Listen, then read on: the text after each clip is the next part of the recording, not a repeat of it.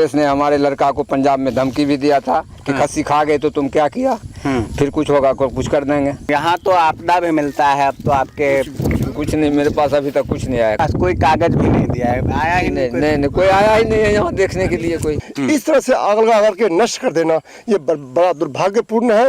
लोगों की मानसिकता इतनी गिर गई है। हमको 1 लाख रुपया भले मंथली मिल जाए, लेकिन अगर हम अनाज रोक देंगे तो क्या खाएगा। कहावत आपने कई सुनी होगी कि घोर कलयुग आ गया है, और यकीनन आज ऐसे जगह पर हम लोग पहुंचे हैं जहां घोर कलयुग का प्रकोप आपको दिखेगा। एक तो प्राकृतिक मार ने किसानों पर बड़ा जुल्म ढाहा, और जो उसका फलस्वरूप हुआ किसानों की फसलें बर्बाद हुई, मक्का बर्बाद हुआ। और उसके बाद एक किसान हमारे साथ हैं जिनके साथ आप कह सकते हैं कुछ अज्ञात लोगों द्वारा एक बड़ी घटना को अंजाम दिया गया। इनके लगभग 17 कट्ठा में जो मकई इन्होंने लगा रखा था, मक्के की खेती कर रखी थी, और जब मक्के की फसल काटकर इन्होंने ढेरी इकट्ठा किया तो इनके फसल में आगजनी कर दी गई। अब ये आगजनी करने वाले कौन लोग हैं और आखिर इनके साथ इस तरह का व्यवहार किसने किया है, किसान से स्वयं जानेंगे। बहुत परेशान हैं, थाना में आवेदन दे देकर थक चुके हैं।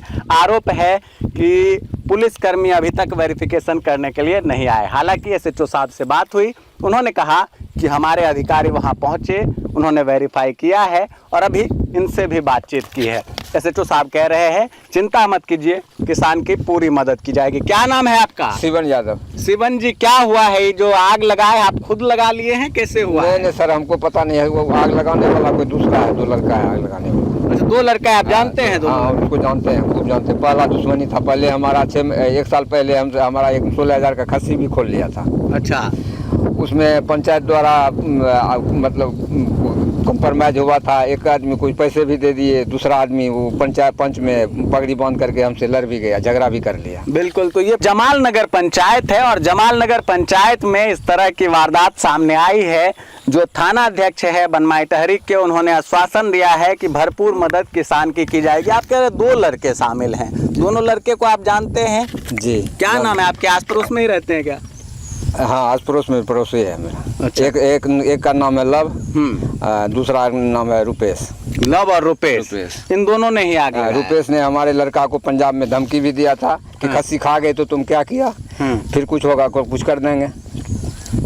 मतलब आपसी दुश्मनी के कारण ये वारदात? जी, आपसी दुश्मनी। अच्छा, आपने देखा था यहाँ पर उनको? नहीं सर, देखे नहीं, लेकिन आपको पूरा शक है? पूरा शक है उसी के ऊपर। ये दोनों छोड़ करके दूसरा कोई करेगा ही नहीं, कोई करेगा किसी के पास हमको दुश्मनी है ही नहीं हमसे किसी के।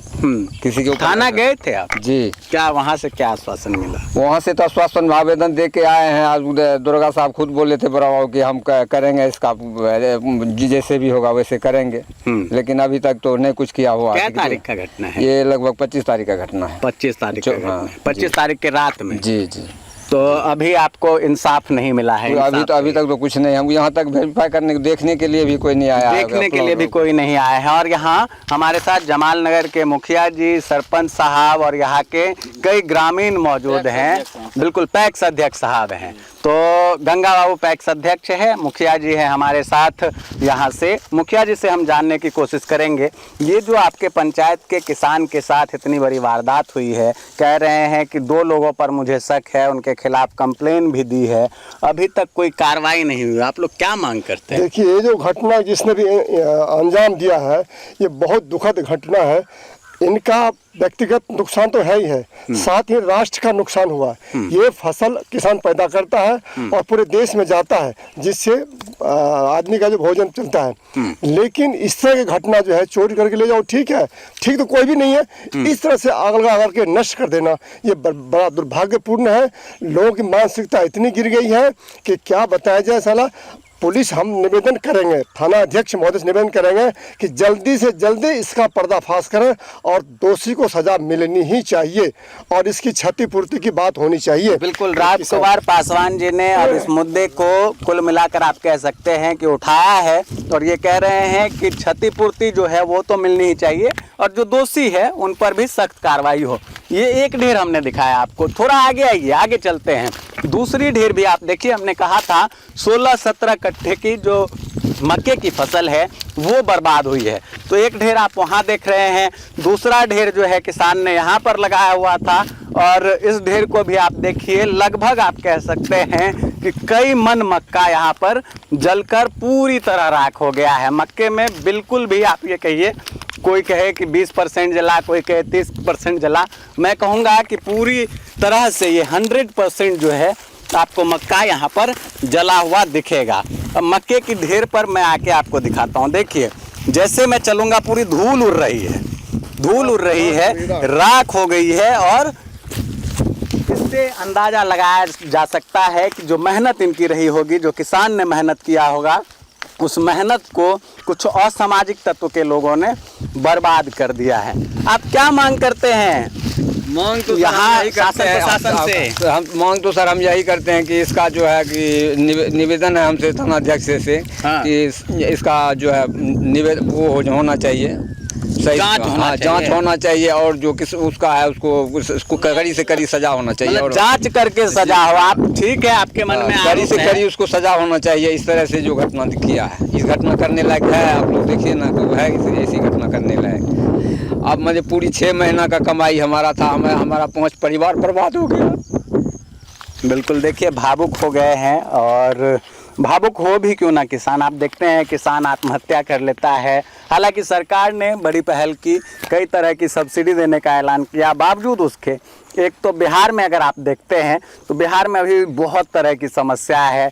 ना तो फसल की क्षतिपूर्ति सही ढंग से किसानों को मिलती है और ना ही यहाँ फसल बीमा योजना प्रॉपर रूप से काम करता है। तो किसान अब ये जो सोचे थे आपकी फसल आएगा, एक तो घर में खाने पीने की सामग्री उपलब्ध हो जाएगी, दूसरा बेचकर कुछ और करने का, तो सब तो बर्बाद, तो दिक्कत ही बर्बाद हो गया ना। 6 महीना कमाए हैं, 6 महीना का कमाई पूरा हमारा जल के बस।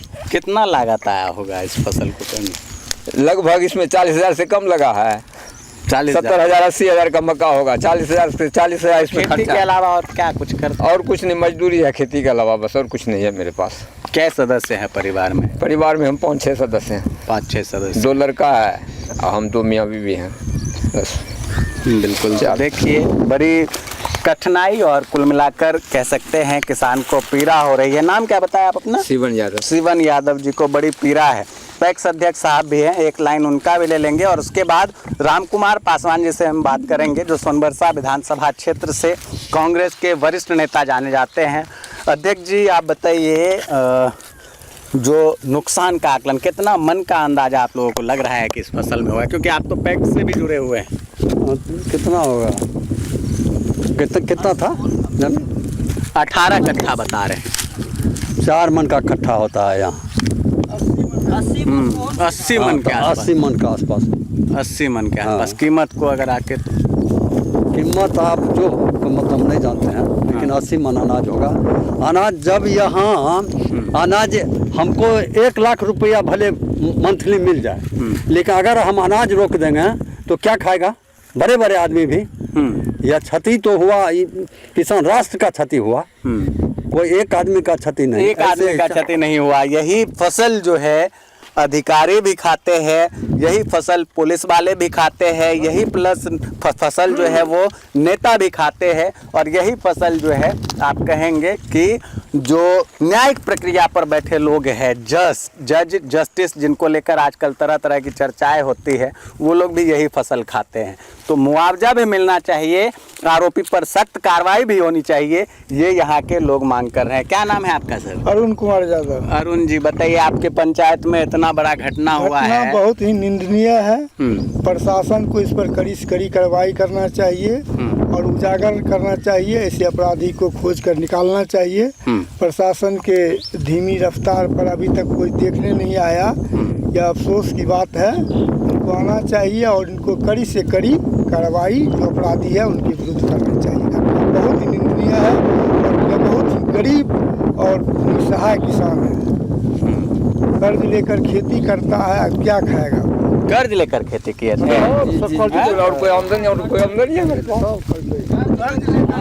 आपदा मिनिस्टर को क्या यहाँ तो आपदा भी मिलता है? अब तो आपके कुछ नहीं, मेरे पास अभी तक कुछ नहीं आया, कभी भी कुछ नहीं आया, मेरे आपदा फावदा कुछ नहीं आया। तो कोई अभी मतलब आपके पास कोई कागज भी नहीं दिया है, आया ही नहीं नहीं नहीं नहीं, कोई आया ही नहीं है यहाँ देखने के लिए। कोई यहाँ घटना स्थल पर किसी ने कोई प्रशासन कोई कुछ नहीं आया। कोई नहीं आया है। तो जरूरत है प्रशासन मौन ना बने, मूक दर्शक ना बने, बल्कि ऐसे मामले पर कार्रवाई करे।